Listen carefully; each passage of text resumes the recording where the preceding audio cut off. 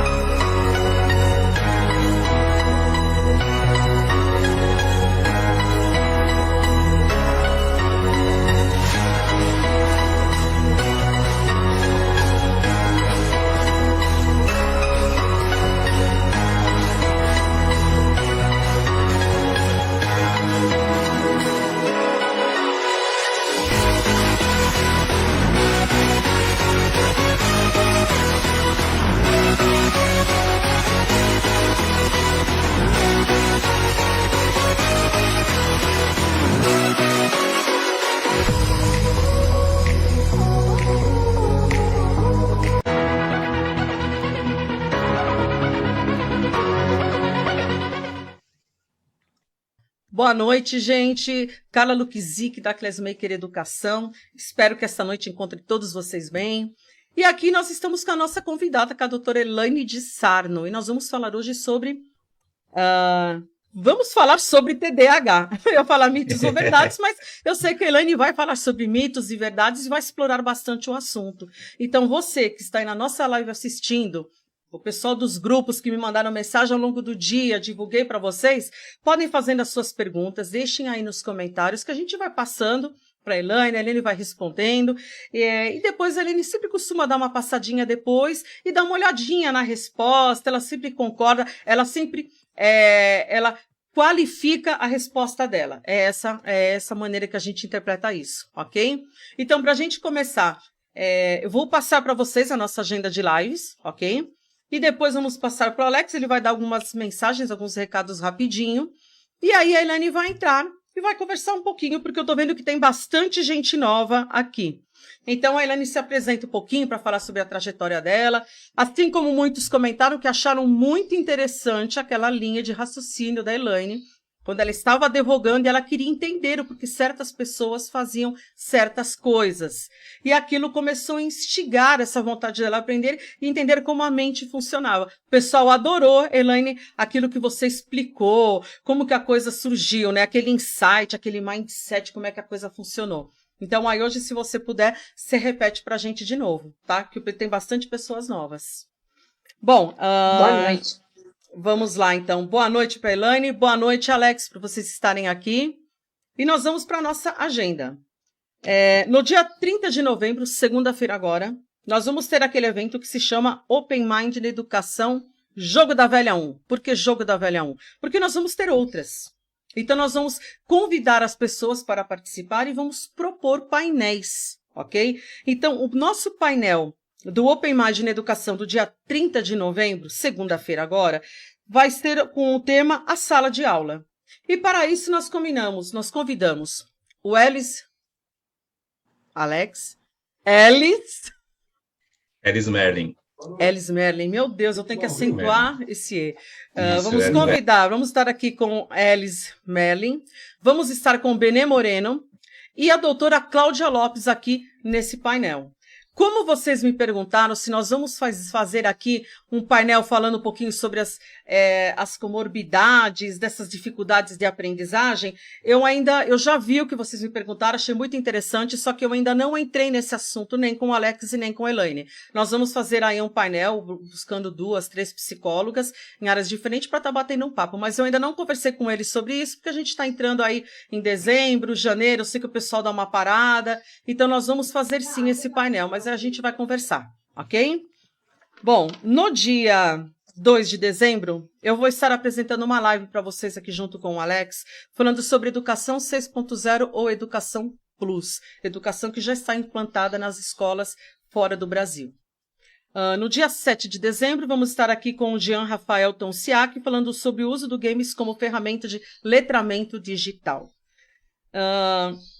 Dia 9 de dezembro, nós vamos estar aqui com a Jane de la Roça, falando sobre o uso da educomunicação no ensino de imigrantes no Brasil. Dia 14 de dezembro, vamos estar com a doutora Márcia Barreira, falando sobre dislexia. A doutora Márcia Barreira já é uma médica assim, muito antiga da ABD, Associação Brasileira de Dislexia. Eu conheço o trabalho da entidade, da instituição, tá? De onde ela trabalha, né? Dessa organização. E a doutora Márcia foi uma daquelas que fizeram a avaliação no meu filho, com relação ao transtorno de déficit de atenção e hiperatividade e a dislexia. Então, posso dizer que eu conheço o trabalho, tá? Bom, no dia 16 de dezembro, nós vamos estar aqui com a Daniela Costa, falando sobre os impactos do Covid-19 na educação em 2020. Lógico que entenda-se que o que nós passamos esse ano ficou como um aprendizado. E como nós estamos entrando aí em 2021, obviamente que chegando aí essas novas ondas de Covid, enfim, tudo isso que a gente está passando, a gente aprendeu muita coisa. Então, a gente tem que entender agora, administrar tudo isso que a gente passou, tudo isso que a gente aprendeu, ok? Bom, vamos dar uma parada, finalzinho de dezembro, comecinho de janeiro, a Classmaker vai dar uma paradinha, e nós vamos voltar no dia 11 de janeiro. E abrindo as nossas lives, no dia 11 de janeiro, nós vamos estar aqui com o Alexandre Mesquita, e ele vai estar falando o que de fato são as tecnologias educacionais. Porque assim, gente, todo mundo fala, nossa, tecnologia educacional, já sei tudo isso. Não, gente, não é bem assim que funciona. Tá? Você tem posicionamentos dentro desse processo, dentro dessa ferramenta de ensino, que nos explicam o que é de fato uma tecnologia educacional. Tá? Então, isso daí é uma live importante para você, educador, ok? No dia 13 de janeiro, vamos estar com a Graça Graúna, falando sobre literatura indígena. Gente, esse assunto vai ser fantástico. O Alex me falou um pouquinho sobre o trabalho dela, tudo. Olha, eu vou dizer assim, essa live vai ser mágica, literalmente falando. Tem uma coisa assim, eu não sei bem como dizer a palavra, né? Aquela coisa misteriosa, aquela magia. Gente, vai ser uma coisa muito interessante, aquela coisa assim das tribos indígenas, como que funciona a literatura, vai ser bem bacana. No dia 18 de janeiro, vamos estar com a Sônia Alegretti, falando do presencial a online, desafios enfrentados pela escola durante a Covid-19. Lá atrás nós vamos falar dos professores, aqui nós vamos falar das escolas, ok? Como que as escolas estão trabalhando e, logicamente, já iniciamos e não deu certo. Então isso significa que é mais uma lição aprendida. Vamos ter que mudar, ok? No dia 20 de janeiro, vamos estar aqui com a doutora Lilian Papis, fonoaudióloga, e nós vamos aqui estar trazendo um assunto que é sobre a importância do som. Quais são essas dificuldades, essas trocas de letra, F com V, P com B, T com D, qual o problema do processamento central auditivo que influencia na criança aquela dificuldade da aprendizagem, ok? Na semana do dia 25 de janeiro a 29 de janeiro vai estar acontecendo o Congresso de Educação Online COED, é o segundo COED. Então, o tema desse COED desse ano é Educação Inclusiva. Eu estarei com um painel aberto falando nesse congresso no dia 28 de janeiro, falando sobre a inteligência artificial como uma ferramenta de inclusão. Então, lá nós vamos ter um tópico direcionado para isso. Eu vou deixar para o Alex passar o painel do Igor. Você quer passar, Alex, o painel do Igor ou você quer que eu fale? O que você quer fazer? Posso passar, já estou com ele aqui aberto. Tá bom, então é assim, o Igor Arnaldo, que é um dos nossos parceiros aí, atua junto com a gente na Classmaker Educação. Vocês devem lembrar dele, ele deu uma live aqui sobre realidade virtual, realidade aumentada na educação. Então, nós vamos trazer aí um curso, vão ser 3 lives, uma sequência de 3 lives, em 3 datas bem específicas. Vou falar para vocês aqui qual que vai ser. As lives do Igor é um curso. Então, vai começar no dia 8 de dezembro, depois no dia 2 de janeiro, e a terceira e última live vai acontecer no dia 2 de fevereiro. O tópico dessa live é um curso gratuito de gamificação. Então, em cada live dessa, ele vai falar um tema diferente. Esse curso vai acontecer pelo nosso canal da Classmaker Educação no YouTube. Então, o que você precisa para participar? Tem certificado também, tá? Já tem gente me perguntando aqui, tem certificado. Então, como que vai acontecer? Você precisa entrar no nosso canal do YouTube, se inscrever lá no nosso canal, estar lá naquele horário do curso, e durante o evento nós vamos mandar para vocês a lista de presença. Vocês vão responder, vão entrar nessa lista de presença, vocês vão clicar nesse link, vão responder, nós vamos receber e nós vamos estar confirmando os seus dados. Em seguida, nós estaremos enviando os certificados para vocês, ok? Vamos estar lançando um post para vocês sobre isso, tá? Assim como posts individuais da live, ok? Bom, eu acho que era isso que eu precisava falar. Alex, você vai passar alguma mensagem? O que você vai fazer? Ia dar boa noite para todo mundo aí, boa noite para a Elaine também, obrigado aí por ter aceitado o nosso convite, boa noite, cara. Ai, gente, é que o Alex tá cheio de coisa hoje, sabe? Ele tá todo engraçado hoje. Gente, para vocês que estão aí assistindo, acompanhando a gente nessa live em tempo real, muito obrigado pela sua companhia, obrigado por estar acompanhando a gente nesse tema tão interessante que a doutora Elaine vem trazendo para a gente, que é sobre o TDAH. Vamos falar um pouco o que é TDAH, né? O que significa essa sigla também, para que você tenha conhecimento, e até mesmo ela vai trazer para a gente algumas características de como identificar isso no aluno e a quem procurar, como sempre.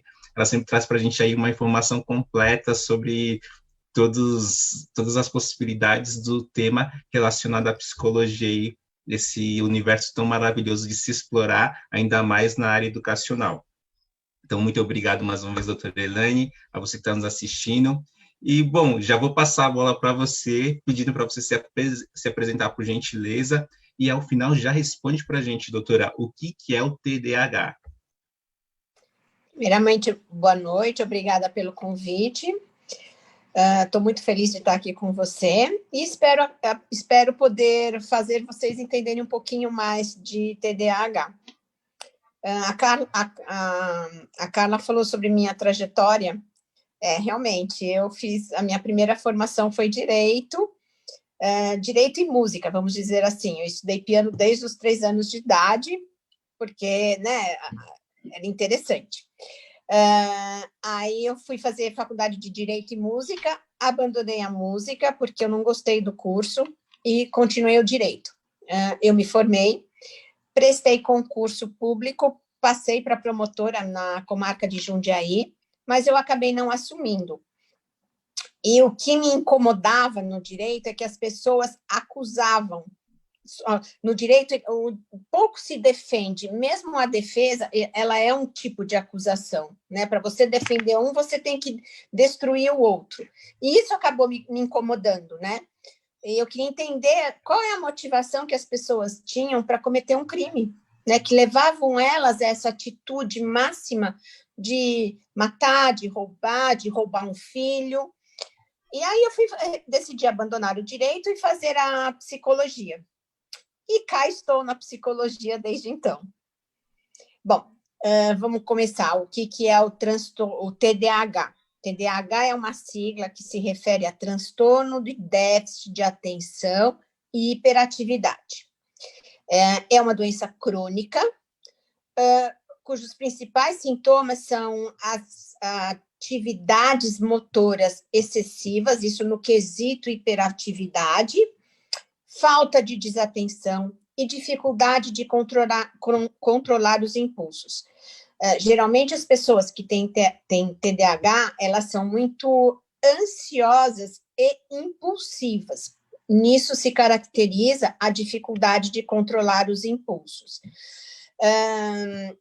Essas características, elas começam na infância, persistem na adolescência e vão até a idade adulta, tá?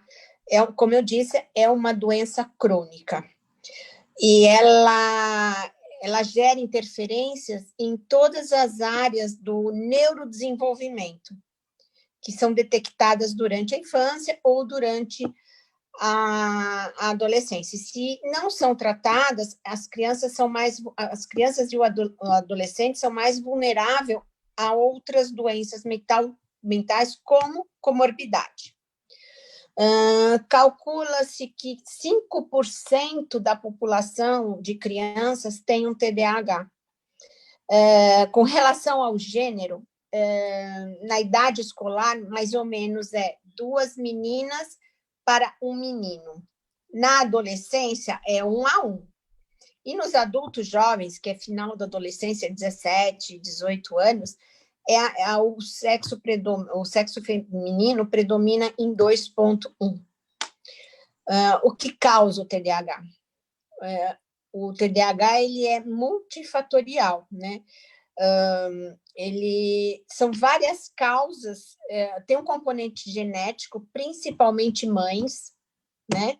Essa é uma pesquisa que a gente fez assim, com alguns dados. A maioria dos pacientes do grupo que eu atendi eram mães que tinham TDAH. Então, os filhos tendem a ter o TDAH, tanto os meninos como as meninas. Isso, e o componente genético feminino está mais ou menos na proporção de 50% dos adultos, tá? Os autores mostram que 3 a 6% das crianças têm o TDAH na idade escolar, que vai dos 6 aos 14 anos, que cobre o ensino fundamental. Eles apresentam hiperatividade ou déficit de atenção, mas os dois também podem vir juntos. O diagnóstico antes dos 4 anos, raramente ele é feito, né? Porque a criança está num processo muito de desenvolvimento, de formação. Então, e é muito vulnerável também.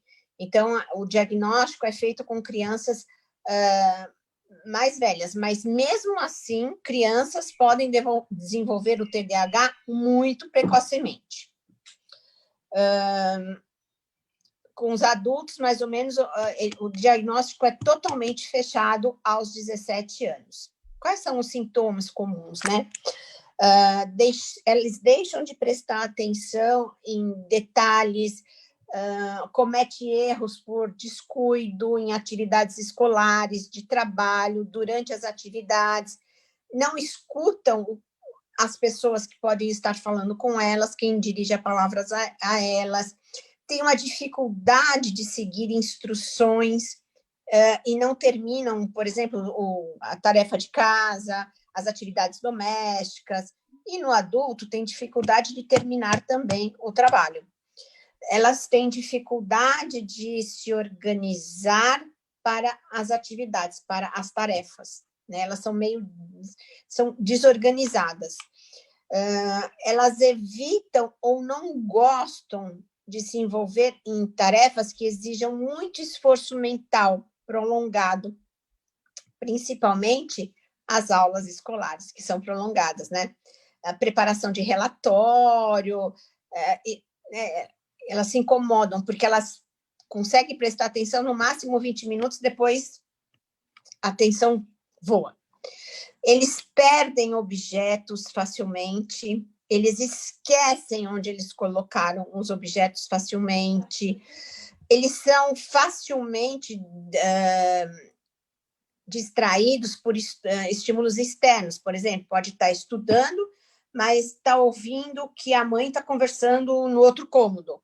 Pode estar ouvindo, ou então está estudando e ouvindo alguma música, que é a atenção alternada nesse sentido. Certo. Então, no final, não presta nem atenção na música e nem atenção na atividade escolar. Certo. Doutora, nesse caso, a gente pode... Desculpa. Fala. Nesse caso, a gente pode dizer que o TDAH, ele também, quando uma criança tem TDAH, ela pode também ser imperativa? Pode. É um sinônimo ou são coisas diferentes que se complementam? São coisas diferentes, mas que acabam se complementando.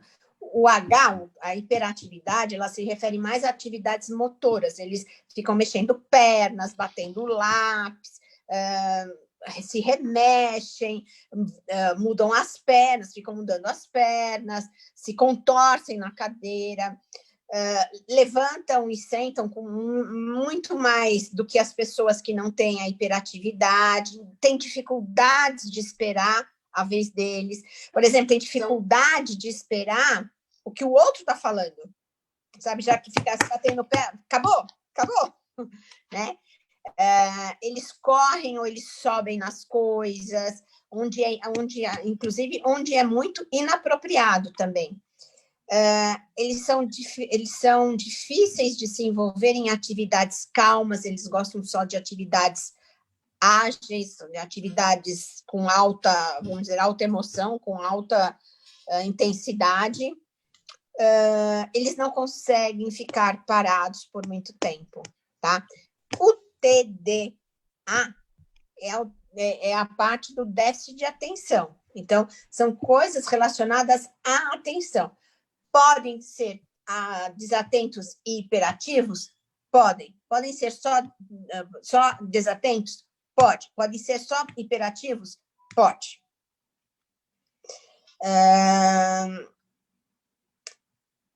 Uma pergunta que sempre sai, como que eles se diferenciam dos outros alunos, né?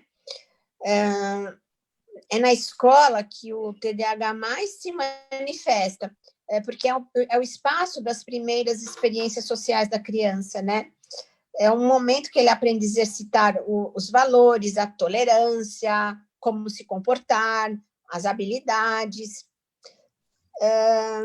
De acordo com a literatura, eles apresentam problemas de atenção, de hiperatividade, são organização visoespacial também, eles têm uma dificuldade de planejamento motor. Os alunos que não têm TDAH na escola, eles conseguem focar, eles ficam mais tempo focados. Certo. Os alunos que têm TDAH, eles focam e desfocam, focam e desfocam, e eles acabam perdendo o todo da matéria, né? Então, Sim. fica muito mais difícil para eles estudarem. Por isso que hoje em dia acabei de dar essa semana um laudo para uma paciente para ela ter 1 hora a mais para realizar a prova do vestibular. Porque realmente eles precisam, porque a atenção deles é bem diferente dos que não têm atenção. Se eles estão medicados, se eles tomam a medicação correta, eles conseguem ter uma produtividade maior. Mas nem todos estão diagnosticados e nem todos estão medicados, né? Nem todos estão um tipo de metilfenidato, alguma coisa assim. Mas eles se diferenciam nesse sentido, do desfoque, e a hiperatividade é da agitação da criança, né? Agora, você fala, toda criança é agitada? Tem TDAH pela agitação? Não, a gente tem que ver crianças que a ansiedade difere da hiperatividade, né? Podem vir juntas? Podem, mas elas são diferentes. A agitação da hiperatividade, ela é uma agitação motora, e da ansiedade é uma agitação, como se fosse uma agitação interna. É suar, é ter dor de cabeça, é ter ânsia de vômito, é ter batimentos cardíacos acelerados, tremores, desequilíbrio. É diferente da agitação de ficar balançando perna, de ficar batucando na mesa, cutucando o colega da frente. Então, é diferente. Hiperativos podem ter ansiedade também? Podem. Por isso que é importante um diagnóstico diferencial, que é feito pelo psiquiatra, né? Porque ele quem vai delinear se é só a ansiedade, ou se a ansiedade é comorbidade ou não, né? Porque a da ansiedade pode vir a depressão, enfim, pode evoluir, mas que elas são diferentes, os hiperativos dos ansiosos são diferentes, sim. Sim. Eu ia perguntar justamente em relação ao diagnóstico. Como que funciona o processo de diagnóstico? A gente consegue diagnosticar numa única sessão, numa única consulta, se a criança é ou não é? Ou qual seriam as etapas? Assim, é claro, dependendo do método selecionado também, acredito eu que seja assim que funcione, mas quais seriam as etapas para a gente conseguir diagnosticar de fato se uma criança ela tem ou não ela TDAH, ou até mesmo ela é hiperativa, ou ela tem ambos, né, ali. Então, um profissional mais treinado, com o relato da mãe e percebendo, atendendo a criança, já dá para ter uma noção, né, que alguma coisa não está legal ali. Mas o interessante é, primeiro, conversar com os pais, conversar com a criança, aplicar uma bateria, fazer um exame neuropsicológico para ver qual é a dificuldade atencional, em qual tipo de atenção que ele está com dificuldade, se é na atenção concentrada, na atenção alternada, na atenção dividida, enfim, tem que para decifrar qual é o tipo de atenção, porque se tem dificuldade de atenção, consequentemente vai ter dificuldade de memória, né? Então, o neuropsicológico é muito interessante. Por exemplo, vai para o psiquiatra, faz uma consulta, provavelmente ele encaminha para uma psicóloga para fazer uma avaliação neuropsicológica. Ele não fecha totalmente o diagnóstico sem ter esses exames em mãos, né? Pode pedir uma ressonância para ver alguma coisa no cérebro. Enfim, é um diagnóstico clínico e hoje em dia tem várias escalas, inclusive está vindo uma nova por aí, está sendo validada, ainda no Brasil está sendo traduzida e validada, que vai chegar, mas as escalas são bem interessantes, e se tiver alguma dúvida, também pode aplicar nos professores que atendem a criança, né? Mas geralmente o diagnóstico é feito em várias etapas, né? A consulta com a criança, a consulta com os pais, é a aplicação de testes, e a bateria neuropsicológica é uma bateria mais longuinha, não, né? Acaba não avaliando só a atenção e a memória, avalia também a flexibilidade mental, funções executivas como organização, planejamento, controle impulsional, que chama controle inibitório, que avalia o span da atenção, né? O quanto a criança ou o adulto se mantém concentrado em uma determinada tarefa e quanto tempo dá conta, praxias, né? Praxias construtivas, vários testes para avaliar, para fechar um diagnóstico assim, certo, sabe? Com tudo coberto, sem dúvidas. Eu ouvi aí, né? Isso é legal, a gente já sabe que existe toda uma série, na realidade, de procedimentos que a gente tem que seguir para, de fato, conseguir diagnosticar a criança, ou até mesmo o adulto. E aí, dentro disso, eu vi que teve um momento que se fosse que para a gente ter um teste que você vê quanto tempo o indivíduo, eu vou chamar indivíduo porque aí eu consigo abranger tanto criança quanto adulto, então, quanto tempo o indivíduo consegue se concentrar em determinadas atividades. Sendo assim, eu acredito que você já até me responde que eu ia te perguntar a pergunta que eu vou fazer agora, que seria em relação aos níveis. Existem diferentes níveis, então, de TDAH, e quais são esses níveis que são os mais conhecidos e os mais tratados assim, que são os mais comuns, vamos chamar assim? Veja, o que eu falei foi do span da atenção, né? O certo. quanto dá conta de ficar ali concentrado. Cada um é cada um. E também tem não é que tem níveis de TDAH, tem tipos de TDAH, o tipo totalmente desatento, o hiperativo e o desatento hiperativo. É isso eu já falei anteriormente. Não tem níveis. Ok. Tem o tipo. A criança vai se encaixar num tipo, ou a criança ou o adulto vai se encaixar num tipo. Ou ele tem o tipo desatento, ou ele tem ele é hiperativo, ou ele pode ser desatento e hiperativo. Hiperativo. Tá? Mas não tem nível A, nível B, nível mais forte, nível mais fraco. Não. O fato é que a criança que tem TDAH,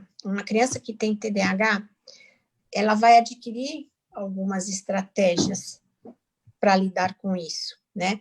Na adolescência, idem, e na fase, principalmente antigamente, que não tinha esse diagnóstico diferencial, eles aprendiam através de enfrentamento com estratégias diferentes. Por exemplo, escutar uma música ajuda a concentrar, então era ali era esse tipo de comportamento que eles iam ter para se concentrar. Então, cada indivíduo é cada um, e cada um acaba ao longo da vida desenvolvendo uma estratégia para lidar com as dificuldades. Eu, você, qualquer um, a gente tem uma estratégia, né? E as crianças, os TDAHs, também têm uma estratégia, né? De repente, eles, num tipo de som, num tipo de cheiro, enfim, eles guardam alguma coisa para se lembrar, entendeu? Ou eles, inclusive, montam a estratégia com sinais, com códigos, com símbolos, para eles lembrarem, né? Isso é bem interessante. Na minha época, eu acho que hoje em dia tem sim, porque eu fiz cursinho no Objetivo. E na minha época tinha professores que faziam músicas com física, biologia, alguma coisa para você lembrar na hora do vestibular. Então, isso é uma estratégia de enfrentamento, entendeu? E através disso, as crianças, porque é mais lúdico, é mais engraçado, acaba concentrando mais atenção e tem mais facilidade da memória. Sim, não, você falou do cursinho, realmente. Eles começam, por exemplo, na aula de física ou de química, para você fazer aquelas contas mais complexas, eles pegam as siglas e você cria um nome, por exemplo, sorvetão, é bom demais. E aí, enfim, de fato, são esses tipos de estratégias então, que a gente acaba adotando para... É o que a gente chama de estratégias de enfrentamento para as dificuldades, né? E você vê que numa sala de cursinho, nem todo mundo ali tem TDAH, mas serve para todos, né? Sim, sim, verdade. Então, não tem como, vai ser específico só para os que tem, não. O que é específico, no caso de um cursinho, é o número de horas, é a hora adicional. Isso é mais específico, né? Porque precisa de um laudo de psiquiatra, um laudo de psicólogo, para eles fornecerem esse horário, esse plus, né? Certo. Geralmente, os pacientes que você trata aqui são diagnosticados com TDAH e estão ainda no período escolar. Quando ele é diagnosticado... Pode falar. Eu não atendo criança. Meu público maior é final de adolescência e adulto. O que eu faço é avaliação neuropsicológica em crianças, tá? Certo. Mas atendimento de consultório, meu espaço é um espaço assim mais para adulto. Tudo bem. Então, vou reformular a pergunta. Dentro desse contexto, quando você atende mais esse público adulto e ele ainda está estudando, no caso como a menina que é a paciente, né, que você acabou diagnosticando e pedindo para ela, enviando um documento para ela para que ela possa ficar 1 hora a mais na prova do vestibular. Pensando focando nesse tipo de paciente que ele ainda está estudando e já é adulto, quando ele é diagnosticado e isso é passado para a escola, geralmente você tem um feedback da escola falando se, de fato, esse aluno vem sendo mais acompanhado pelo professor, ele vem dando uma atenção maior a ele em relação aos demais da sala, se ele precisa fazer atividades extras em relação aos demais alunos? Então, vai depender da escola, da política da escola, da orientação, da estratégia pedagógica da escola, né? Mas há uma necessidade diferente. Eles têm uma necessidade diferente. Eles precisam, talvez, de mais reforço, mais aulas extras, entendeu? Mas também é importante não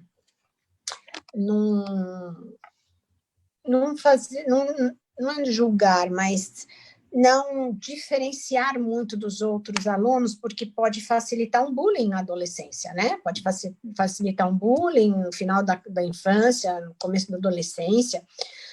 Podem, nunca falar é burro, porque pode ficar com esse estigma, pode ficar estigmatizado, que é burro, é mais lento de aprender. Não é que ele é menos inteligente, ele tem um aprendizado mais lento, porque ele precisa se concentrar mais ali. Mas, às vezes, ele pode ser mais inteligente do que com quem aprende rápido, porque o outro pode esquecer e ele, como ele tem o hiperfoco, ele pode guardar isso para sempre. Entendeu? Deixa eu te perguntar, qual é a relação disso tudo, aonde que entra a história a falta da memória de curto prazo? Que eles falam, em que ponto, de onde que vem? Ou isso seria uma coisa isolada, ou é porque tem o déficit de atenção, a memória de curto prazo está relacionada? Não sei. O nosso primeiro processo cognitivo é a percepção. A gente percebe e a gente atenta para aquilo. Se você tem uma percepção, se você está ali pensando em muitas coisas, porque os pensamentos ficam fluindo na cabeça do TDAH, né? Ele pensa 1000 coisas ao mesmo tempo. Então, se ele fica com aquele monte de pensamento, é difícil ele ter uma percepção acurada da coisa, né? Tanto é porque ele não vai se atentar a detalhes. Isso é próprio deles. Eles não atentam para detalhes, principalmente quando a coisa é aversiva, quando eles não gostam. Por exemplo, não gostam de matemática, nada com número vai atraí-los. Vai ser por obrigação, aquela coisa desagradável.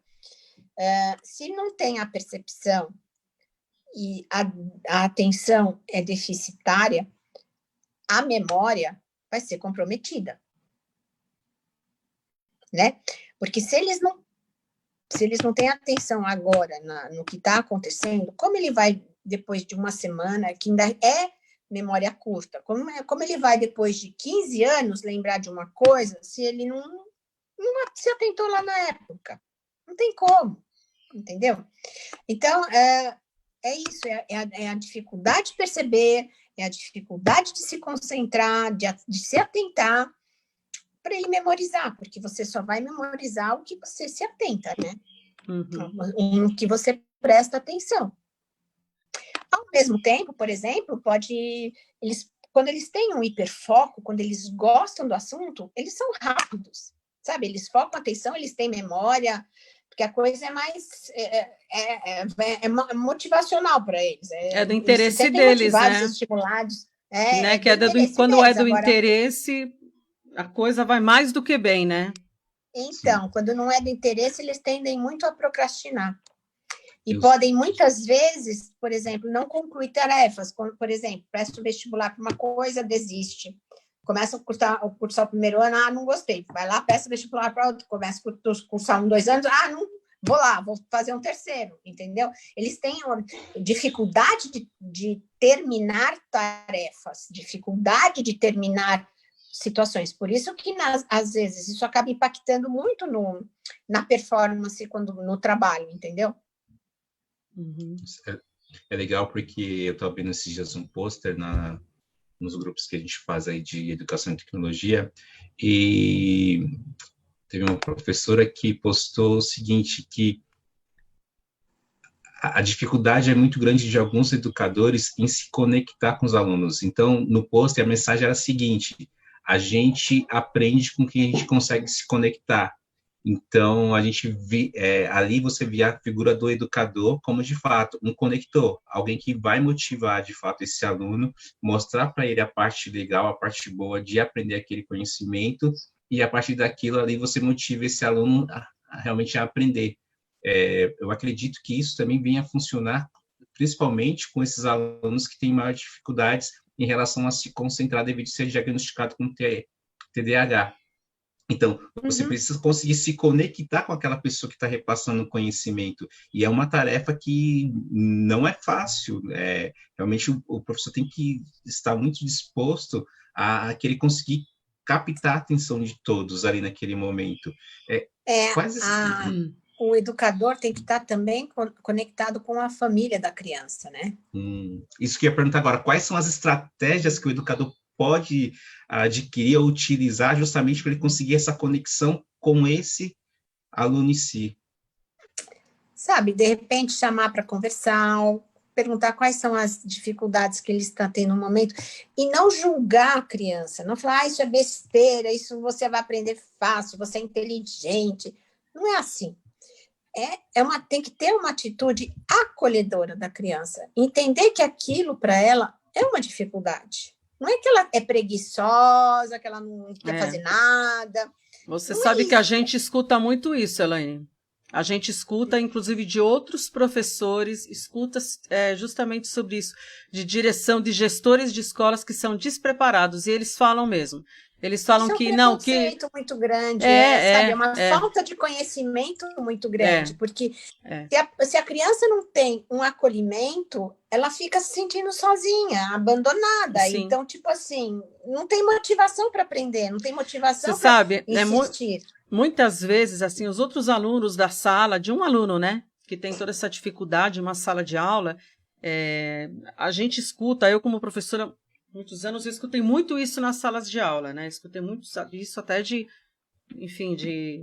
pessoas que trabalhavam lá junto a mim, né, que aí chamavam a atenção desses alunos em sala de aula, ou brincavam na hora que estava dando aula, o professor tinha acabado de explicar alguma coisa, aí ele falava assim, agora eu vou explicar de novo para tal pessoa. Tipo, na brincadeira, mas estava repetindo para a sala, estava indicando aquela pessoa, né? Colocava ela à vista, sabe?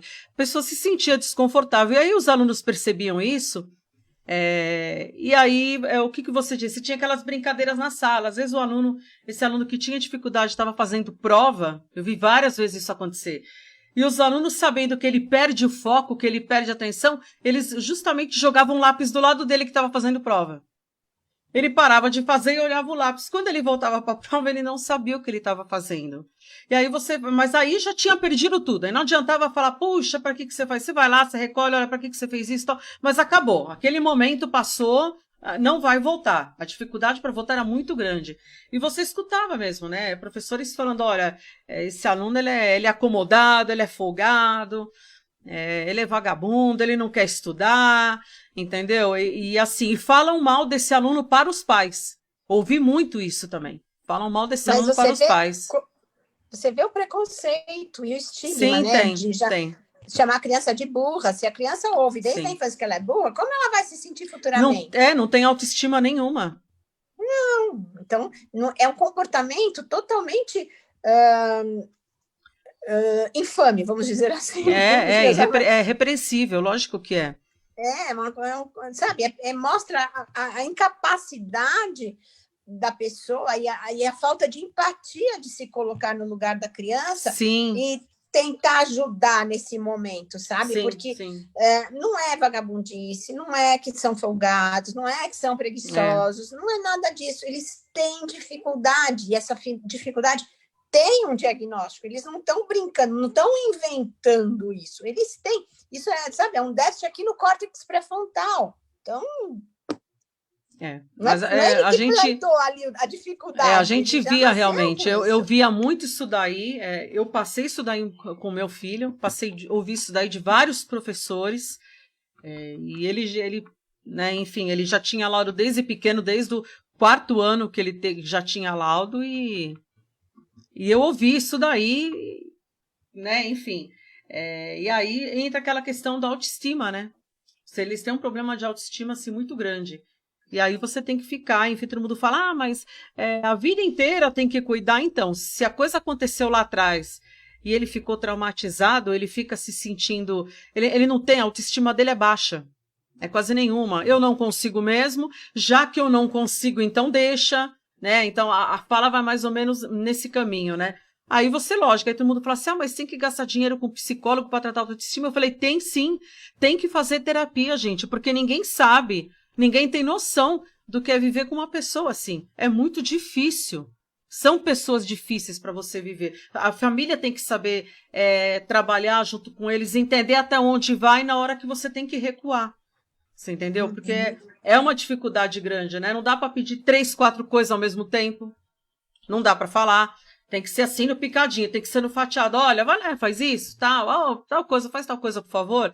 Quando voltar e trazer aquilo, você fala a segunda. Senão não vai rolar. E se não gosta, também não está prestando atenção no que você está falando. Entendeu? E você falou uma coisa há 30 minutos atrás, não lembra o que você falou. Não lembra. E aí você pode ter, de repente, várias pessoas, né? Desse jeito dentro de casa. Eu falo isso porque eu tenho o mesmo problema do meu filho. Então eu falo para ele, cadê tal coisa? Ele fala, não sei, você que pegou. Eu falo, não, eu não peguei, eu não lembro. E ele também não lembra onde ele deixa as coisas dele. E aí o pessoal dá risada que eu falo assim, então, sabe quem salva a gente? É a minha mãe. Mãe, onde está tal coisa? Fala, está lá. Eu falo, nossa senhora. Aí eu falo assim, eu falo pro meu filho, nós estamos lascados. Nós estamos lascados. O Alex está aqui de prova, né? O Alex tá trabalhando assim com meu filho, né? E o Alex vê, né? O Alex, ele... Não, mas olha, o Alex, ele é um cara que me surpreendeu, porque ele veio aqui em casa, sentou com o Serguei, abriu uma agenda... Sabe aquela coisinha bonitinha? Aí o Alex fala com ele, Serguei, você lembra que a gente conversou? Vamos abrir a nossa agenda. O Alex vai, eu falo, nossa, Alex, Serguei precisava ter tido um professor como você lá atrás, no Fundamental 1. Teria me poupado muitas horas, falei para ele. Pô, Carla, então, mas legal. Qual é o comportamento do Alex? Ele acolhe. Através de, né, com tranquilidade, prestando atenção, entendendo... Sim.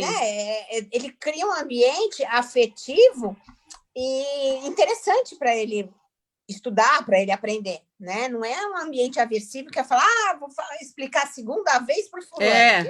Isso? Vou falar. Sabe? E realmente tem isso. E sabe o que é interessante? Apesar de não ser algo que ele goste, como o Alex vem com essa pegada, ele presta atenção no que ele fala. E quando tá pro Alex chegar ou para ligar alguma coisa, ele fala, mãe, deixa eu sentar lá para resolver as coisas, porque o Alex vai me chamar. Então, olha como que, né, ele tem aquela preocupação porque foi acolhido, né? Então ele fala para mim, mas deixa eu fazer minhas coisas que o Alex vai me perguntar. Aí eu falo para ele, então, aí você fala para ele que você não fez. Aí ele falou, não, você tá doida? Vou sentar lá e vou fazer agora. Aí ele sai fazendo as coisas rápido. Eu falo, engraçado, né? Quando eu te falo, eu falo sozinha, né? Aí ele fala, não é assim. Respeito é diferente de mando, né? Ele tem respeito, o que ele gosta, ele tem respeito, né? Não, é verdade. Mas assim, realmente... Oi, Alex, fala. Só para falar, que o mais legal e mais interessante é que, de fato, eu faço porque eu gosto de fazer isso, mas ele tá até de parabéns, né? Porque da última vez que a gente combinou, né, Carla, na agenda lá, uma das tarefas dele era arrumar o quarto. É bem isso. Não sei se a Carla conseguia isso, mas eu achei legal, porque eu cheguei lá na casa deles para a gente fazer o planejamento, e aí eu falei, e aí, Serguei, vamos lá ver se a gente conseguiu cumprir a agenda. Aí, daí, quando eu cheguei lá, o quarto dele estava impecável. Eu nunca tinha visto o quarto dele daquele jeito. Você sabe que eu sempre claro, brincava, né? Eu falava assim, olha, né? Quando alguém falava assim, né? Tem uma pessoa que veio aqui e falou, nossa, pô, meu, mas esse... E é assim, e quem tem TH tem um problema com bagunça. Eles não conseguem se organizar, né? Gente, é muito difícil. E ele tem aquela coisa da hiperatividade porque ele muda o quarto dele toda semana. Ele muda os móveis todos. Isso é muito esquisito. Ele chega e fala assim, mãe, o Alex tá vindo, eu vou mudar o quarto. Eu falei, mas será que você mudou semana passada? Não, vou mexer aqui porque eu vou... E eu já não falo mais nada, porque quer mexer, mexe. Não adianta eu falar que não é para mexer, porque ele vai fazer de qualquer maneira. Então ele vai lá, ele faz, ele muda, mas é uma coisa assim que...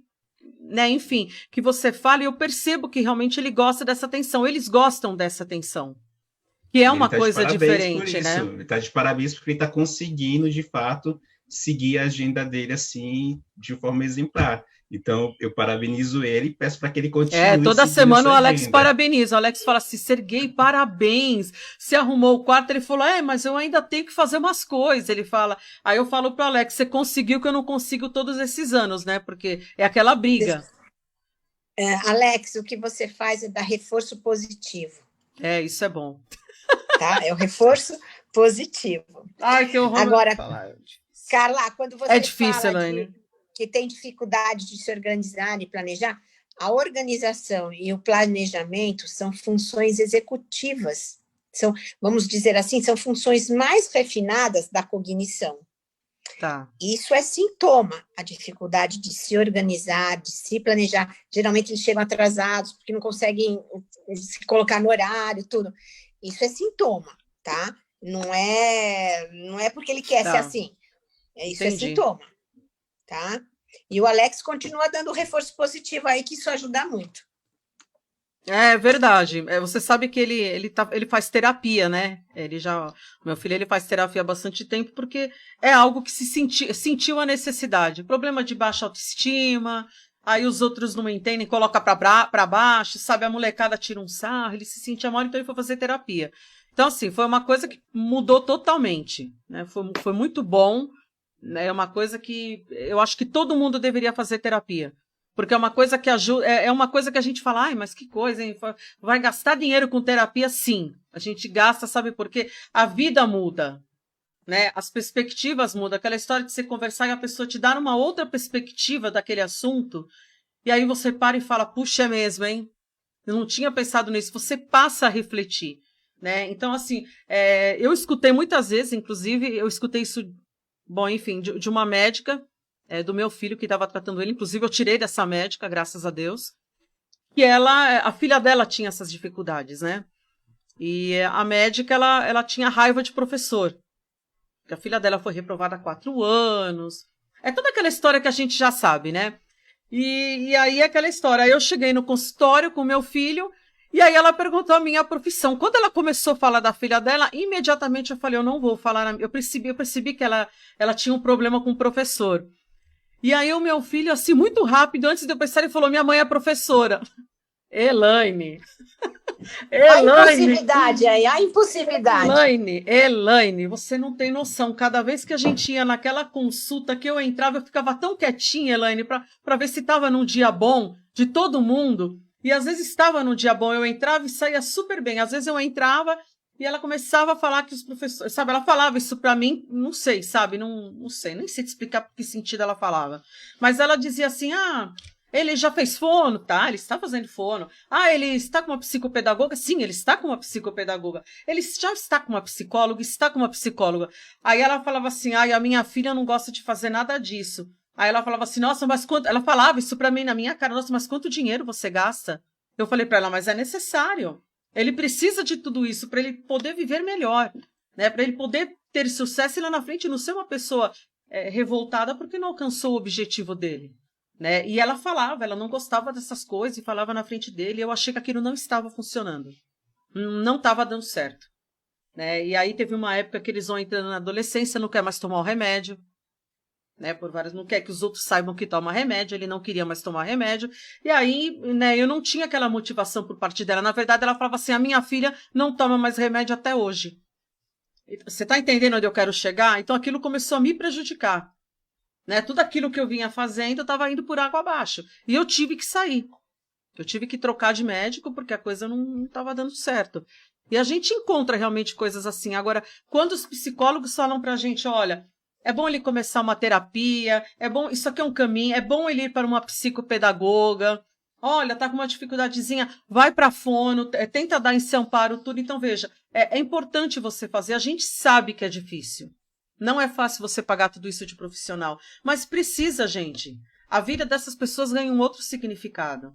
E assim, mas tem que ficar correndo atrás, tem que ir. Gente, corri muito, fui muito atrás, buscava, levava, gente, era uma loucura, e dava suporte e fazia prova diferenciada, os professores não queriam dar prova diferenciada, era uma briga, andava com aqueles laudos no porta-mala do carro. Era essa que era a minha vida, tá? E aí você vai falar, pô, mas eu fiz anos de fono e não adiantou, o que aconteceu com meu filho. Por quê? Porque ele não queria fazer, ele não queria saber daqueles exercícios. E hoje o que aconteceu, Helene, com a idade que ele tá?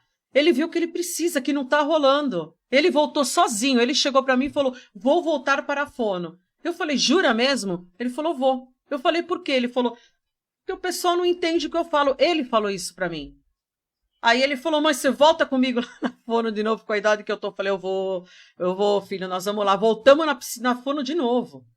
Aí ele tá fazendo fono de novo com a idade dele. Mas veja, o que ele fez 4 anos e meio, eu tenho certeza que em 6 meses agora vai resolver. Por quê? Porque ele quer. Né? Ele sentiu a dificuldade, vai arrumar uma namorada, não quer, sabe? Conforme vai passando o tempo, eles vão encontrando o caminho deles. Demora um pouco mais, tem aí uma questão de maturidade que eles não têm como dos outros, devido a certas coisas de dependência. Mas isso acaba vindo, né, Elaine? Eu acredito que isso acaba sendo resolvido. Eu percebo muita mudança. E positiva, né? Positiva. É lenta, não é uma coisa rápida, tá? É uma coisa que chega um dia e fala, olha, eu estava pensando, eu ouvi que, olha, eu achei que, eu estou pensando em fazer tal coisa. E assim, se for falar, não, vai lá e faz sozinho, não vai fazer. Ele está pensando, ele fala, você vem comigo, mãe, porque sempre tem insegurança. Aí eu falo, não, vamos lá de novo. A gente foi lá, sentamos de novo na fono. Então assim, gente, é apoio. Tem que dar apoio. Não adianta a pessoa ficar estigmatizando, ficar... Nossa, massacrando a pessoa com coisa assim, porque a gente não funciona. Não funciona assim. E não adianta cobrar também, né? Não adianta. Só sai briga, e entra por um ouvido, sai pelo outro. Às vezes nem entra, né? Na verdade, nem entra. Na maioria das vezes não entra. Não entra. Você fica falando sozinho. Aí chega uma hora que você fala, bom, tá bom, chegou, parou. Uma hora ele vai perceber que ele precisa. E que ele tem que resolver a vida dele. Demora muito. Mas chega uma hora que eles percebem. Então, assim, a gente não tem que perder a esperança de que um dia isso daí não vai se resolver, por exemplo. Né? Isso não é um fato. Então, a gente sabe, demora sim para resolver, mas a gente sabe que chega uma hora que fala assim, bom, agora eu quero fazer tal coisa. E esse negócio, né, que a Elaine comenta de não saber direito, de pensar 200 coisas diferentes para fazer, é assim mesmo. Pensa em 200 profissões diferentes, cada hora quer uma coisa, e aí sai pesquisando aquela coisa, depois fala, mudei de ideia, agora não quero... Quer dizer, você acaba entrando nessa montanha-russa com eles. A gente tem que se controlar muito, né? Porque a gente fica todo o tempo com isso. A gente passa... Não é fácil, porque todos os pais têm uma certa expectativa com os filhos, né? Ah, sim, com certeza. Tem mesmo. E aí assim, você tem que lidar que não adianta ser... Não é o seu sonho... É o que ele consegue fazer, é o que ele quer fazer. Sim. Né? Tem que se dar conta disso, é complicado, é difícil, gera muita angústia. A gente realmente a gente fica muito abalado. Tanto é que, assim, todo mundo pergunta isso para mim, eu falo. No começo, quando aconteceu tudo isso e meu filho foi laudado, enfim, gente, eu precisei ir para psicóloga. Porque a gente se culpa, né? A gente fala assim... Como pode uma coisa... Você pensa 1000 coisas, né? Na sua cabeça vai tanta coisa. E aí você pensa, gente, como que aconteceu? Eu não sabia. Então a gente fica se culpando. né? Nossa, o que que eu fiz? Será que eu deixei Onde de eu fazer? errei? Onde eu errei, entendeu? Mas, nossa, será? Não é possível. Então, a coisa foi tão intensa que eu fui procurar psicóloga, a gente conversou bastante e eu não aceitava. Eu não aceitava, né? Porque... e tinha aquela cobrança, né? Nós temos aquela cobrança e as pessoas que estão em volta da gente também têm a cobrança, né? Aí você pensava, poxa, eu estudo tanto, eu faço tanto, como que vai ser? Você fica com cada coisa que passa na sua cabeça, aquela preocupação, né? Mas a partir do momento que você aceita, você cria expectativas mais realistas. Verdade. Né? Totalmente Enquanto verdade. você não aceita, as suas expectativas voam, né? Mas quando você se dá conta que aquilo é uma doença crônica para o resto da vida, você aceita, então as suas expectativas são mais realistas, né? E isso facilita muito o relacionamento também, né? Ah, com certeza. Você sabe que quando eu recebi o laudo dele, né, que saiu, enfim, o diagnóstico, eu lembro que eu fiquei tão inconformada, mas tão inconformada que eu fui na psicóloga, essa psicóloga não me conformava, ainda não aceitava, aí eu fui lá para a BD. Aí eu sentei com a médica que laudou ele, eu falei assim, olha... Aí ela virou para mim, ela fez assim para mim, eu sei. Ela falou, você não está se conformando, né? Eu falei, não estou. Aí ela falou assim, sabe por que você não está se conformando? Eu falei, por quê? Ela falou, porque você é professora. Então ela falou, ele tem duas coisas para vencer. Ela falou, e você também. A primeira é como mãe, a segunda é como professora. Entender que o seu filho tem um limite para fazer as coisas e você tem que ajudar ele a transpor esse limite. Então ela sentou, ela conversou comigo, aí o que eu fiquei mais espantada, sabe o que foi? Quando ela começou a falar umas características, ela disse assim para mim, você sabe que ele tem isso, ele veio de você, né? Você não tem noção, Elaine, quando ela falou aquilo para mim. Eu falei assim para ela, eu falei, não é possível. Gente, eu falei, não é possível. Ela falou, me fala como que você era. Aí eu falei, ela falou, então. Foi disso. Então, tudo isso que você passou e que hoje você sobreviveu, ela falou, porque antigamente não tinha isso. Era o aluno que era vagabundo e não queria estudar. O cara era preguiçoso, não estudava, o pai ia lá e batia. Ela falou, não era assim. Ela falou, era outra coisa. E você teve isso por causa do seu pai. Quando ela falou isso, eu falei, realmente. Meu pai era exatamente do jeito que eu sou. E na época não tinha isso, não existia o laudo, não se conhecia, não se fazia. Eles davam as medicações para a pessoa que sofria dos nervos. O laudo era esse. Eu lembro que meu pai teve vários laudos desses. Meu pai tomava calmante, um monte de coisa, a coisa não resolvia, ele largava. Aí todo mundo falava assim, seu pai sofre dos nervos. Eu lembro disso, né? E aí, quando ela falou, isso vem de você, ela falou, nós vamos fazer testes. Aí ela sentou comigo, ela foi fazendo o teste, ela falou, está aqui o seu laudo. Falou assim, você está laudada, devidamente laudada. Eu sei que eu fiquei... Eu fui para psicóloga depois disso, aí a coisa melhorou. Quando eu entendi, aí eu falei, não, eu sei o que ele está passando. Porque eu passei exatamente por tudo isso, só que eu tinha que me virar, né? Você aprende a sobreviver, na verdade, né? Você aprende a conviver com isso e você arruma mecanismos, né? Então, as pessoas têm dificuldade mesmo, né? E a gente sabe que ser filho de professor não é fácil, né? A gente é avaliado a todo momento, né? E a gente tem que ter uma disciplina para ver uns 5,5, uns 6, né? Porque todo mundo fica nessa, fala, não, tá bom. Aí você pensa assim, ai, meu Deus, não podia ser um pouquinho mais. Sabe aquelas coisas? Então, você pensa que ser filho de psicólogo também é fácil? Exatamente. É o que eu ia falar. Você pensou que você ia escapar, né?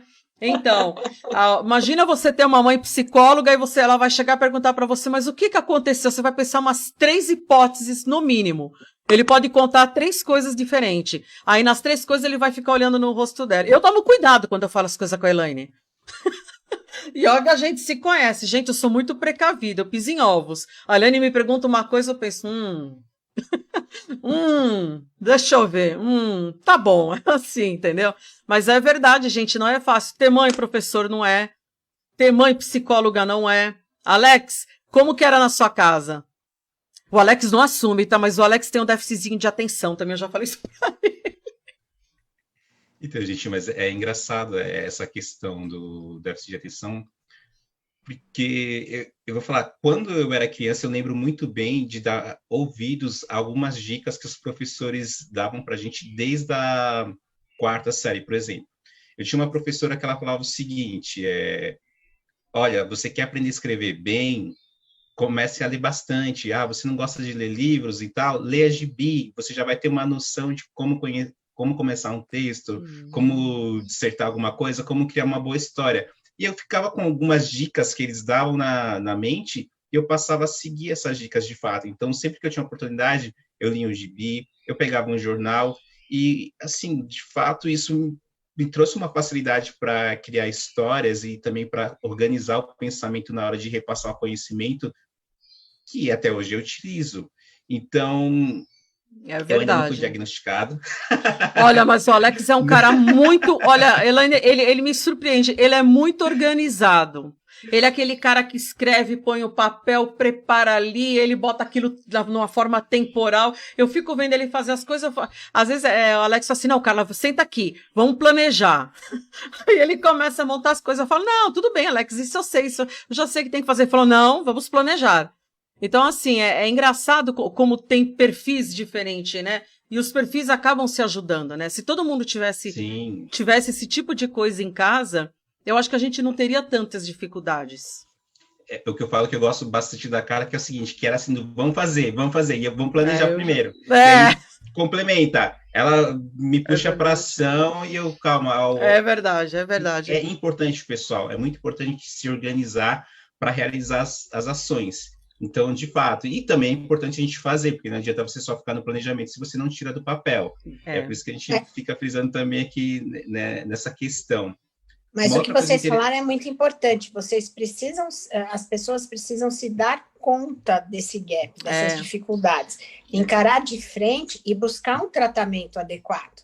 Porque, às vezes, tem muitas crianças com TDAH, com hiperatividade, ou mesmo que os pensamentos não param, e não são medicadas, eles tendem, às vezes, na adolescência, a fazer uso de drogas, de maconha, que dá a falsa sensação de que eles relaxam. Então, é por isso que é importante fazer o diagnóstico precoce para tratar de forma adequada, porque isso tem muito sofrimento, e os pensamentos não param mesmo. E aí as pessoas falam, mas eu não quero tomar medicação porque eu vou ficar dependente. Não vai ficar dependente, porque as medicações para TDAH, elas são tomadas diariamente e nas férias não tem necessidade de tomar. Eles param de tomar nas férias, eles param de tomar nas viagens, não tem, né? E não tem abstinência. Então, se não tem abstinência, não tem dependência. Minha estratégia era exatamente essa que você está falando. Época de férias, final de ano. Acabava as aulas, se eu sabia que já terminou as provas, por exemplo, já no final do ano, eu já parava de dar remédio para ele. Ele não tomava. E ele nunca se queixou falando, estou notando alguma diferença. Não tem. Não aconteceu. Porque justamente não causa dependência, muito pelo contrário, facilita, ele se sente melhor, consegue focar, tem uma melhor produtividade. Então, se não tem abstinência, não existe dependência. Né? Então, isso é legal ter em mente. Se não tem abstinência, não tem dependência. Sim. E as medicações são muito específicas, e, enfim, são modernas. Hoje em dia tem várias medicações aí de ponta para serem tomadas. O importante é ter um diagnóstico, sabe? É saber lidar com aquilo que você tem. Sabe, é o que tem para hoje. O que a gente pode fazer melhor diante disso? Né? Vamos parar, vamos pensar, para a gente conseguir agir. Como a gente se organizar melhor? O que a gente precisa fazer? Precisa ir no psicólogo? Precisa, vamos lá. Precisa psicopedagoga? É legal. Fono? Bora lá. Sabe? Então, é se organizar para conseguir ter um up para depois estabilizar, equilibrar. Você sabe que quando eu estava na sala de aula, eu percebia que tinham alguns alunos, né, com dificuldade, eu escutava alguém falar, né? E eu percebi que eles ficavam assim, muito nervosos porque eles estavam tentando, uma coisa não rolava, né? E eu percebi uma diferença muito grande quando eu chegava para eles, que todo mundo saía da sala, ficávamos só nós dois, assim, geralmente estava sendo no intervalo, eu chegava então na recuperação, eu sentava com eles, eu falava assim para eles, me fala uma coisa, como eu posso te ajudar? Como você acha mais fácil? Eu acho mais fácil fazer de tal jeito. Eu consigo trabalhar melhor dessa maneira. Então, ok, então nós vamos fazer assim. Então eu perguntava para ele, eu perguntava como que eu posso te ajudar? Eu sempre perguntava. E eu percebi que eles se sentiam diferente quando você pergunta isso. Melhora a compreensão deles, né? Você consegue ter empatia com aquele aluno. Não, ó, eu consigo fazer melhor assim. Quando eu vou para casa, as aulas que eu não fiz aqui na escola, eu vou para o YouTube, eu escuto a aula, porque a minha memória é mais auditiva, eu me dou melhor. Então, ok, então você vai lá, então continue fazendo. Se é isso que está te ajudando a chegar até aqui, então continue fazendo, por que não? E o importante também é se atentar que não existe chás para ajudar. Verdade. Eu escutei muita gente falando de chá que é verdade, gente do céu. Não. Se você falar, vou tratar com homeopatia, é uma opção. Mas não... né? Mas com acupuntura é uma opção.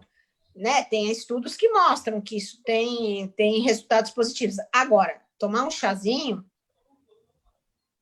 não funciona. É importante destacar aqui, como a Elaine mesmo falou, que é o seguinte, pessoal, existem métodos que você pode estar utilizando para ajudar esse aluno a se concentrar. Então, por exemplo, meu filho foi diagnosticado com TDAH ou com hiperativo, meu Deus, o que eu faço? É o fim do mundo?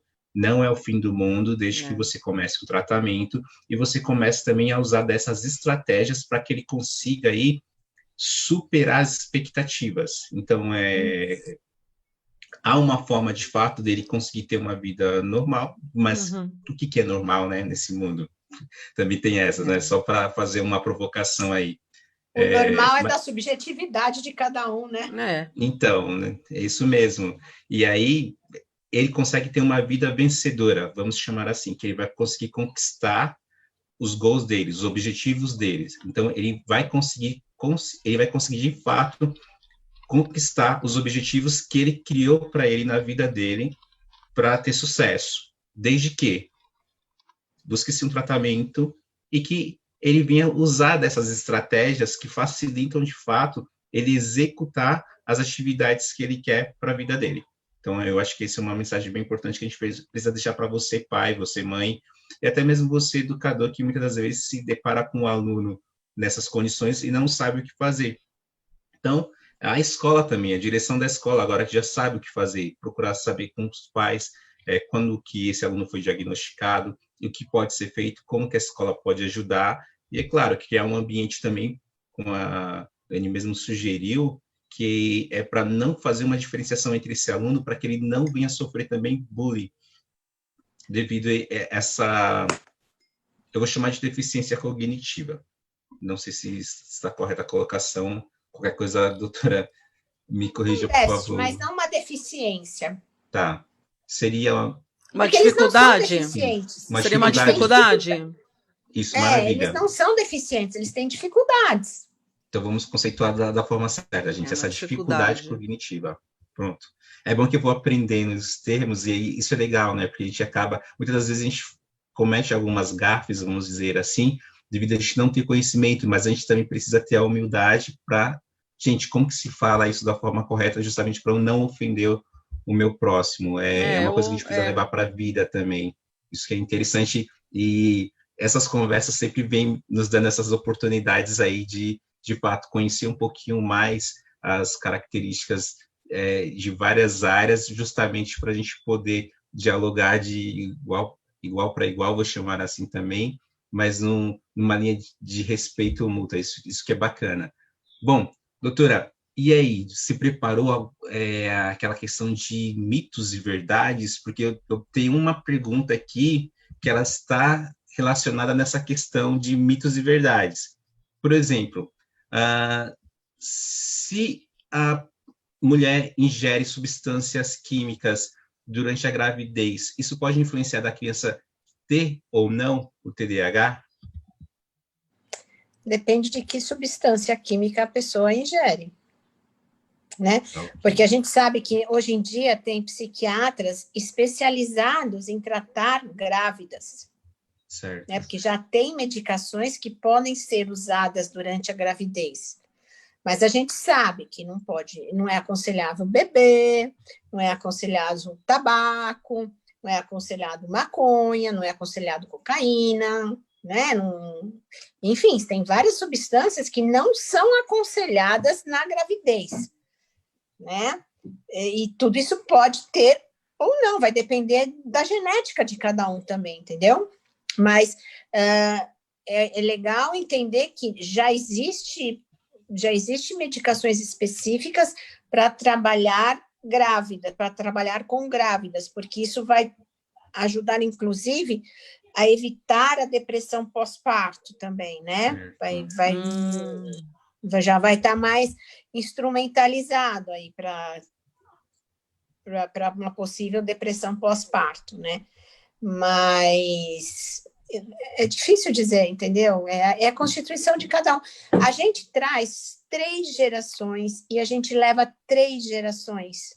Quem sabe a mãe dessa grávida não tinha o pai ou um avô, porque se ela não tem, mas tem na genética dela, independente dela beber ou não, dela usar substâncias ou não, o filho vai ter chance de ter. Entendi. Maravilha. Puxa vida. Esse negócio das gerações, acho que você já tinha mencionado isso daí, eu não me atentei. Quer dizer que a gente traz de 3 gerações passadas, a gente carrega aquele código genético e 3 futuras, é isso que você falou? Sim. E até raquitismo a gente traz na genética. Então, se você for pensar dentro dessa escala que você está falando, vai ser sempre. Porque você vai contar, vamos supor, de uma pessoa agora com 3 gerações para frente, 3 para trás, de qualquer maneira, você vai ter umas 2 gerações que você está envolvida nessa conversa. Você vai ter que ser o centro da atenção, você querendo ou não. E aí vai tendo um filho, essa pessoa vai tendo um filho. Mas olha, veja, um filho é diferente do outro. Um filho pode nascer com o desenvolver e o outro não. Pois é. Depende da estrutura de cada um, né? Mas a genética é genética. Sim.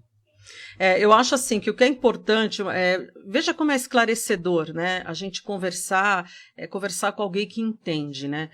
A gente tem várias situações aí de várias escolas que deveriam estar trabalhando isso com os professores.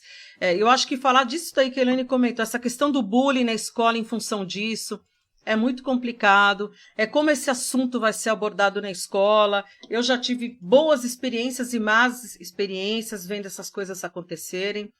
Assim como eu já vi profissional chegar na escola e falar que, enfim, você tem que fazer dessa forma porque é assim que vai funcionar. E não, eles não se esforçam porque eles não querem. Eles têm uma dificuldade e não se esforçam porque não quer. Aí você acaba criando, né, um exército de pessoas que vão pensar na mesma linha. Ele não quer, então. É outra coisa, ele não faz porque ele não quer. Então, você lembrando que um dos sintomas é dificuldade com autoridade. Sim. Eles não gostam de regras, porque para eles se adaptarem às regras é difícil. É difícil. Então, se vem alguém, você tem que fazer isso, já é aversivo, entendeu? Eu acho. Tem muito mais chance dele não fazer do que ele fazer. E a escola é um lugar de regras, né, Elaine? Então, mas tudo tem regra lá, né? Então, mas tudo que você tem que fazer tem um peso maior do que você querer fazer. Sim, sim. Eu acho que isso daí é na escola, né? A escola tem várias regras, né?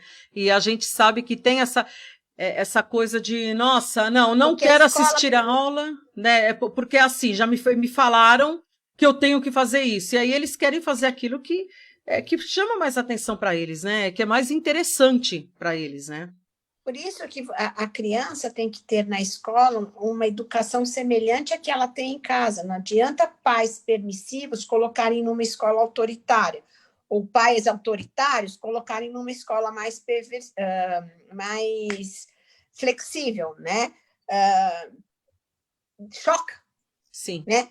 Porque o tipo da educação de casa tem que seguir um tipo de educação na escola, entendeu? Sim.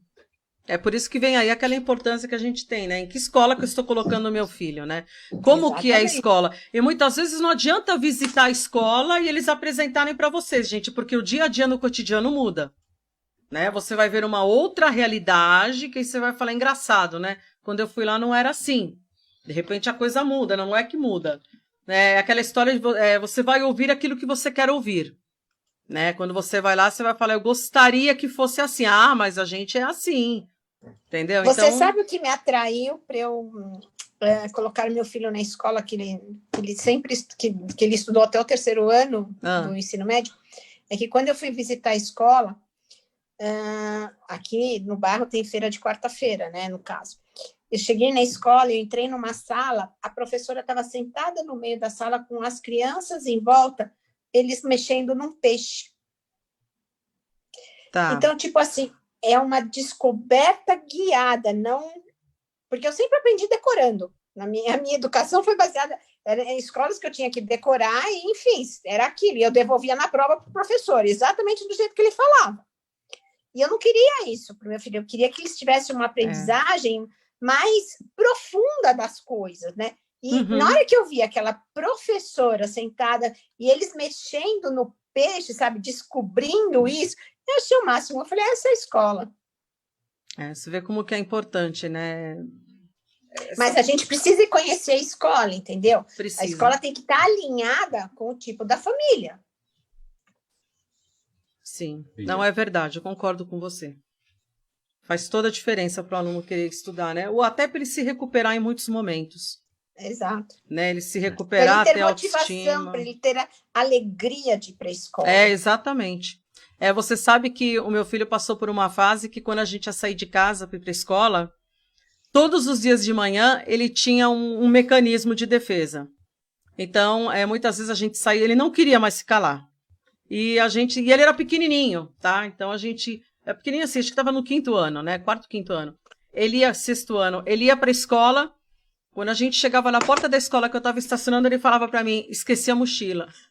O aluno esqueceu a mochila. Aquilo me enlouquecia. E aí eu falava assim para ele, tudo bem, eu te presto uma folha e uma caneta.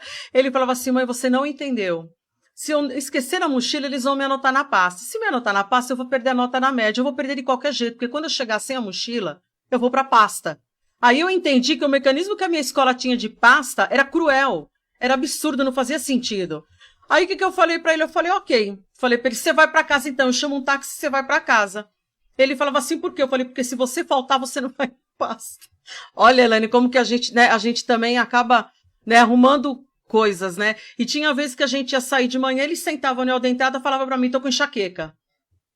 Aí eu falava assim, como assim, agora? Ele falava assim, mãe, começou a enxaqueca. Aí eu falava assim, você não quer ir pra escola? Não, não é isso, mas estou com enxaqueca. E eu tinha enxaqueca, eu falava assim pra ele, eu falei, jura mesmo? Eu falava assim, jura, você quer tomar um remédio? Ele falou assim, pode me dar remédio, pode dar o que você quiser, mas eu estou com enxaqueca.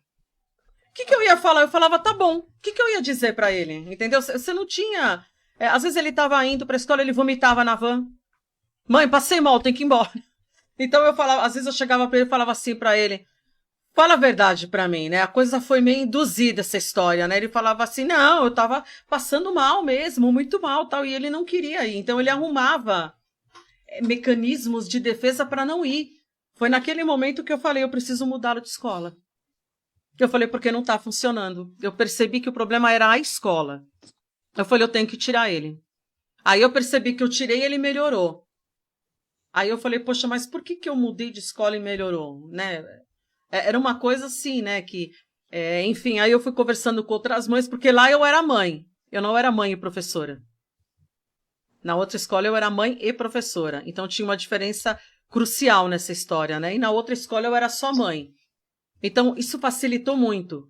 Eu tenho muitos casos de professores que chegam para mim e falam assim, olha, não tem jeito porque meu filho precisa estudar nessa escola. Por quê? Porque eu estou trabalhando aqui. Isso meu filho já tinha saído, né? E eu falava, olha, faz toda a diferença você colocá-lo numa escola onde você não trabalhe. Onde você só seja mãe. Porque é isso que ele precisa. Ele não precisa ter uma professora em casa em tempo integral. Né? Ele tem que ter uma mãe em casa. E quando a mãe e o filho estão na mesma escola, ele tem a professora 24 horas dentro de casa. Né? E que você não percebe, mas você está o tempo todo falando com o seu aluno. Então isso fazia diferença, né? Então eu acho que isso daí é uma experiência importante. tá? Então, quando os professores falam, eu estou com dificuldade, eu não estou conseguindo entender, gente, percebeu dificuldade, eu acho que a primeira coisa que tem que fazer, todo mundo reclama que tem que preencher aqueles formulários. Todo professor reclama, nossa, vieram 3 formulários para preencher. Ah, eu tenho que ficar observando o aluno, eu tenho que não sei o que, então, mas é importante, né, Elaine, aqueles formulários. É uma maneira que você tem de conversar com o professor. Assim como teve muitos médicos que ligavam para o professor para conversar. Isso eu achava muito legal também, né? Porque personifica, individualiza, não faz com que aquele professor só esteja mecanizado. Então, assim, todas essas formas de descobrir, fazer uma avaliação, eu acho que são importantes, elas precisam ser consideradas, né? Antes de mais nada, a gente está lidando com uma pessoa. E a gente só vai saber a dificuldade que ela passa quando a gente se pôr no lugar dela. É o que a Elaine falou, empatia. Né? As pessoas não têm noção da dificuldade que é isso. Então é importante fazer, né? Não adianta falar, depois eu preencho em casa. Ah, eu vou preencher rapidinho para entregar. Gente, não tem essa de preencher rapidinho para entregar. Aquilo ali você tem que ler e lembrar de como ela é na sala, entender o que aconteceu, não é preencher rapidinho. Tá? Isso não funciona. Tá? E esse aluno, no futuro, ele vai acabar carregando experiência negativa disso. Ele vai lembrar disso toda hora, olha, tem dificuldade de memória, mas toda hora ele vai falar, nossa, eu lembro que meu professor, eu escuto muito isso. Então eu sei como isso daí é importante, né? Tem o hiperfoco, lembra? Tem o hiperfoco, às vezes essas coisas que incomodam, elas são memorizadas, né? É verdade. Engraçado, né? Esse negócio do hiperfoco. Acho muito interessante isso. Bom, Alex, o que você queria falar? Bom, eu queria passar para a doutora Elaine para ela passar uma mensagem final, alguma coisa importante que o pessoal essa precisa mensagem falar. final que o Alex está falando, ele falou assim, adorei a mensagem final. Elaine tem que dar uma mensagem final sempre quando está acabando a live.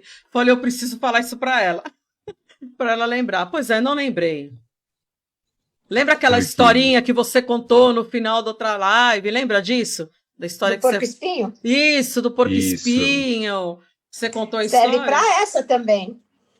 Ah, mas você não tem nenhuma historinha diferente? Se não tiver, conta do porco-espinho mesmo. Não tem outra história interessante. Tá, então conta do porco-espinho mesmo. Ó, tem pessoas diferentes na live. Então conta, Elaine. Não, que é uma mensagem que eu queria passar antes do porco-espinho, é que quanto antes for diagnosticado, o diagnóstico precoce, ele é muito positivo. Ele vai evitar muito sofrimento daquela criança, daquele adolescente e daquele adulto. Como ele também vai evitar um ambiente com uma emoção expressa muito alta, que é um ambiente familiar crítico, hostil, com muita cobrança. Então, o diagnóstico facilita também a qualidade do relacionamento familiar. É importantíssimo. Seu filho está com dificuldade, senta com ele, vamos conversar, vamos levar para um especialista avaliar, sabe? Vamos se abrir, tem várias associações hoje em dia que fazem no caso do TDAH, tem a ABD, eles fazem diagnóstico. A dislexia também faz o diagnóstico. Então, sabe, vamos parar, vamos olhar para aquela criança e entender que ela sofre. Talvez ela não saiba expressar que ela sofre, mas ela tem o sentimento de sofrimento, entendeu? Por isso que quanto mais puder ajudar, puder acompanhar, é importante.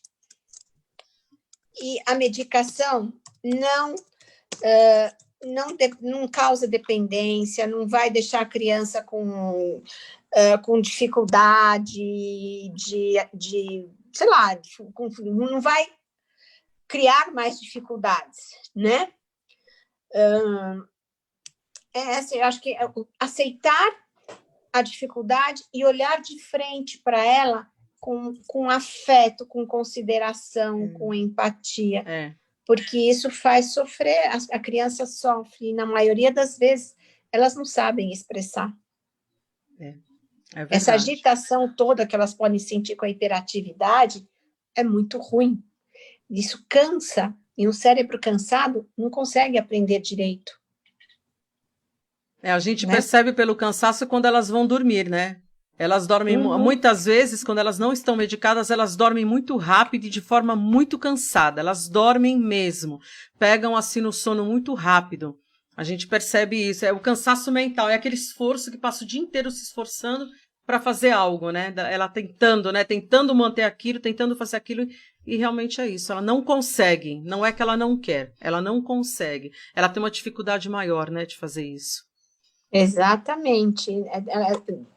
Ela precisa de mais tempo, ela precisa de mais atenção, de mais cuidado, né? Para ela conseguir vencer, lidar melhor com essas dificuldades. Não que fiquem só pontuando as dificuldades, mas como ela vai conseguir lidar com essas dificuldades? Tem que ter muito respeito e muita empatia.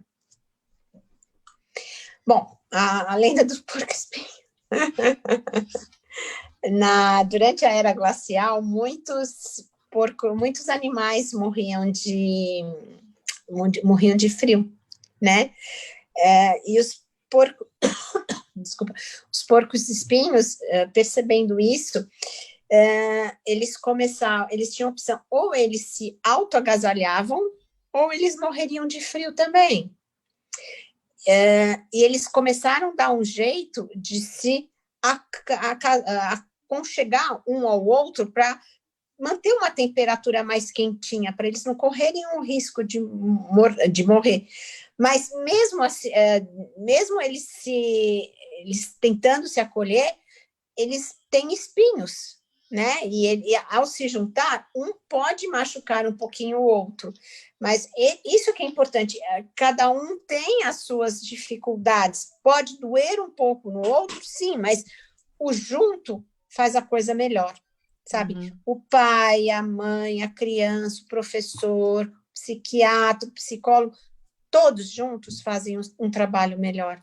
Quem acha que dá conta de tudo sozinho, não dá conta de tudo sozinho, é uma equipe. Verdade. Bom, Alex? Maravilha. Bom, gente, só tenho a agradecer a doutora Elaine por ter aceitado mais uma vez o nosso convite aí, ter compartilhado esse conhecimento maravilhoso com a gente, até mesmo para a gente conseguir saber lidar com alunos que são diagnosticados com TDAH e os próprios pais também, ver o que eles podem fazer quando identificar algumas características similares ao TDAH no seu filho. Então, você já sabe, vá para um psicólogo, veja se ele realmente está com aquilo, ou é alguma fase também que pode acontecer. Ele pode tanto ser diagnosticado como não ser diagnosticado. Legal. E, bom, também queria falar para vocês o seguinte, que foi muito bom ter a presença de todos vocês. Carla, obrigado aí pela companhia também. Doutora, mais uma vez, obrigado. Você que está nos assistindo em tempo real, muito obrigado. E você que ainda vai assistir essa live também, muito obrigado. Compartilhem esse conhecimento, porque é importante que todos venham ter acesso a ele, por favor. Eu ia falar dos cursos, mas os cursos a gente só vai falar no ano que vem, que é quando a gente vai ter a lista de todos os cursos que vão estar rolando aí na Classmaker Educação. Mas, enquanto isso, você já pode acessar o nosso site, www.classmaker.com.br, e lá você vai ter acesso a todos os cursos que estão rolando e todos os profissionais que fazem parte aí do nosso grupo. Já vou aproveitar também, já falar para a doutora Elaine, preparar, de repente, uma oficina para a gente também, para os professores, e deixar já lá no nosso site também para os pais, professores que queiram mais se aprofundar cada vez mais nessa área psicológica e como ajudar os seus alunos em relação aos temas que você vem trazendo para a gente. Seria bastante interessante também já deixar lá disponível um curso ou um workshop já falando sobre esses temas, tá ok? Já deixo o convite aberto para a doutora Elaine. Carla, contigo. Bom, vou passar aqui rapidinho a nossa agenda, tá? Por causa do horário. No dia 30 de novembro, segunda-feira, nós vamos estar aqui com uma live que, na verdade, vai virar, entre aspas, um evento, ok? Um evento online. Que nós vamos falar, o nosso tema dessa live vai ser Open Mind na Educação. Mente aberta na educação. E nós vamos ter painéis. Então, o nosso primeiro painel deste evento vai ser a sala de aula. E para que a gente possa discutir, falar, enfim, nós chamamos aqui o Elis Merlin, Bené Moreno e a doutora Cláudia Lopes para a gente estar conversando. Então, nós vamos propor o painel, e lógico, todo mundo vai colocar sua expectativa. Então, o que é o Open Mind na educação, né? O que seria uma sala de aula ideal? O que nós temos e o que nós precisamos, ok? E nós vamos ter outros Open Mind na educação. Então, nós vamos ter outros eventos e nós vamos estar falando com painéis diferentes, ok? Bom, no dia 2 de dezembro eu vou estar aqui com vocês com a live falando sobre Educação 6.0 ou Educação Plus. 7 de dezembro vamos estar com Jean Rafael Tonseak com a live O Uso do Game como uma Ferramenta de Letramento Digital. Dia 9 de dezembro com a Jenny de la Roça falando sobre o uso da educomunicação no ensino de imigrantes no Brasil. Dia 14 de dezembro vamos estar com a doutora Márcia Barreira. A doutora Márcia, ela trabalha há muitos anos lá na ABD, na Associação Brasileira de Dislexia, e ela vai estar falando sobre as avaliações de dislexia, comorbidades, enfim, foi um bate-papo que nem a gente fez com a Elaine aqui hoje, tá? Dia 16 de dezembro, com a Daniela Costa, vamos falar sobre os impactos do Covid-19 na educação em 2020. Vamos dar uma parada aí para o final do ano, aqueles meio que vai dar uma parada, e nós vamos voltar no dia 11 de janeiro. E no dia de janeiro, a gente vai voltar com o Alexandre Mesquita, falando sobre o que de fato são tecnologias educacionais, tá? Esse assunto rende muita conversa, né? Quando fala para as pessoas, fala assim, não precisa, eu já sei, é telefone celular, é não sei o quê, olha, tecnologia. Gente, não é assim que funciona. Tá? É da mesma forma quando a gente fala sobre redes sociais virtuais na educação. Não é assim que funciona, não basta ter um perfil para você entender de uma rede social, ok? No dia 13 de janeiro, vamos estar com a Graça Graúna, falando sobre literatura indígena. Dia 18 de janeiro, nós vamos estar com a Sônia Alegretti, falando sobre do presencial ao online, os desafios enfrentados pela escola durante a Covid-19. No dia 20 de janeiro, nós tivemos uma troca aí de datas com a live, tá? A doutora Lilian Papis, que vai estar na live com a gente no dia 20, ela estava agendada para o dia 11. Então, como a gente fez uma troca aqui na nossa agenda, o Alex ia se apresentar depois, então nós trocamos e o Alex foi para o dia 11 de janeiro. E a doutora Lilian vai ficar no dia 20 de janeiro, ok? Então nós vamos estar falando, ela é fonoaudióloga, nós vamos falar sobre tudo aquilo que envolve o som, as palavras, processamento central auditivo, aquelas trocas comuns que tem nos alunos que têm essas dificuldades, como a gente pode entender esse diagnóstico, como que a gente faz, o que procurar, ok? Na semana de 25 de janeiro a 29 de janeiro vai estar acontecendo o segundo Congresso Online de Educação. E esse segundo congresso ele está falando sobre educação inclusiva, as ferramentas. Então, no dia 28 de janeiro, eu vou estar no congresso falando sobre inteligência artificial como uma ferramenta de inclusão. Agora eu vou passar para vocês a mensagem do curso do Igor Arnaldo, que já fez aqui uma live com a gente sobre realidade virtual e realidade aumentada. O Igor Arnaldo ele vai estar aqui com a gente, ele vai estar fazendo um curso gratuito de gamificação. Então, esse curso vai acontecer em 3 dias diferentes, uma vez por mês, tá? E a pessoa, para ter essa certificação, ela precisa participar dos cursos, porque vai ter uma lista de presença. Esse curso vai acontecer pelo YouTube. Então, a primeira data que vai iniciar esse curso vai ser no dia 8 de dezembro. Ele vai estar falando sobre o Círculo Mágico. No dia 12 de janeiro, ele vai estar falando sobre o tema gamificando. E no dia 2 de fevereiro, ele vai estar falando sobre gamificação em prática, casos de sucesso. Ele vai estar dando exemplo. Então, o que eu preciso para participar desta live? Primeira coisa, você tem que entrar no nosso canal do YouTube, da Classmaker Educação, e se inscrever e clicar no sininho. A segunda coisa, na data da live, entra para assistir a live, porque durante a live você vai aparecer lá, pelos administradores, a lista de presença. É uma lista, são 3 listas de presença, são 3 lives, ok? Então, não adianta assistir 2 lives e querer o certificado. São 3 dias, ok? São 3 datas. Então, você entra lá, preenche alguns dados, vocês vão ter algumas perguntas para responder, alguma coisa muito simples para confirmar, inclusive, informações. E aí, nós vamos estar enviando para vocês a certificação, ok? Bom, eu acho que era isso que eu queria dar de mensagem para vocês hoje, de passar as nossas agendas, agradecer a Elaine novamente e já avisando que eu estou preparando um painel do Open Mind na educação, falando sobre as questões que a Elaine falou agora, vamos estar falando sobre bullying na escola, então nós vamos chamar, assim, 3 pessoas. Obviamente que a Elaine já estava na minha lista, eu só ainda não tinha contado isso para ela. Mas eu falei assim, deixa ela relaxar de férias, quando ela voltar de férias, oi! Eu falo assim, estava pensando numa coisa assim. Então, nós vamos fazer, e aí, inclusive, nós vamos chamar 3 pessoas, né, da área para poder estar conversando, cada uma com perspectiva diferente, e nós vamos ver, né, o que seria interessante para esses alunos, como ajudar, mas cada um, nós vamos ser tópicos, né? Por exemplo, vamos falar um pouco sobre o bullying na escola. Então, nós vamos ser 3 médicas conversando sobre isso, e nós vamos estar mediando. Gente, olha a cara da Elaine, ela está analisando o que eu estou falando. Essa dobrada de sobrancelha é terrível, gente. Mas é assim, na verdade, ela está processando, ela está me ouvindo, está processando, ela está entendendo o que eu estou falando assim, tenho que pensar sobre isso. É isso que ela está fazendo. E aí, nós vamos estar montando esses painéis para trazer para vocês, ok? Bom, quero agradecer a presença de vocês aqui hoje na nossa live. Você percebe quando a live é muito tensa, é muita informação, é uma live preocupante que a pessoa não pergunta, ela apenas escuta tudo, ela ouve o que você está falando e ela vai precisar, né, internalizar isso daí nos momentos assim, quando acaba a live, no dia seguinte, naquela semana. Então eu percebi que o pessoal ficou muito quieto, porque o pessoal estava preocupado com esse tema. Então veja como que a gente já conhece o nosso público, né?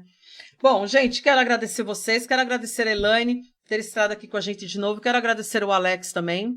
E dizer para vocês que segunda-feira a gente está de volta.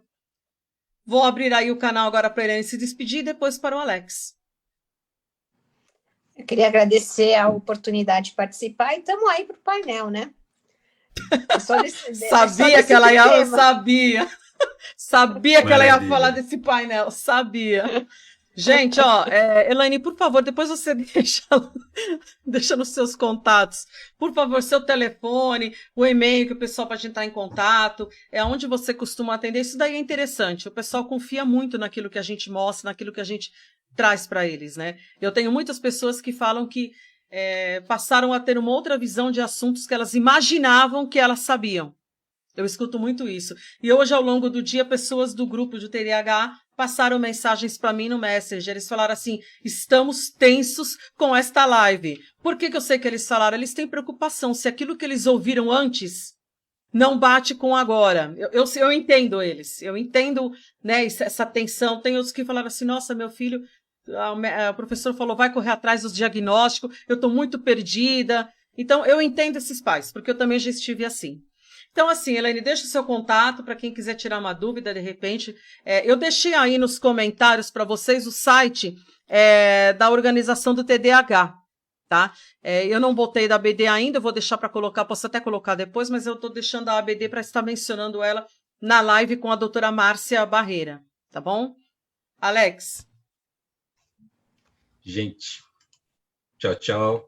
Obrigado aí mais uma vez pela companhia de vocês duas e a companhia de você também que está nos assistindo. Muito obrigado e até a próxima live. E não precisa dizer para a Elaine que ela ficar, porque eu tenho certeza que ela vai ficar com essa transmissão. Não tenho a menor dúvida. Então tá bom, gente. Olha, muito obrigado, beijo no coração e gratidão a todos. Tchau, gente. Tchau, pessoal.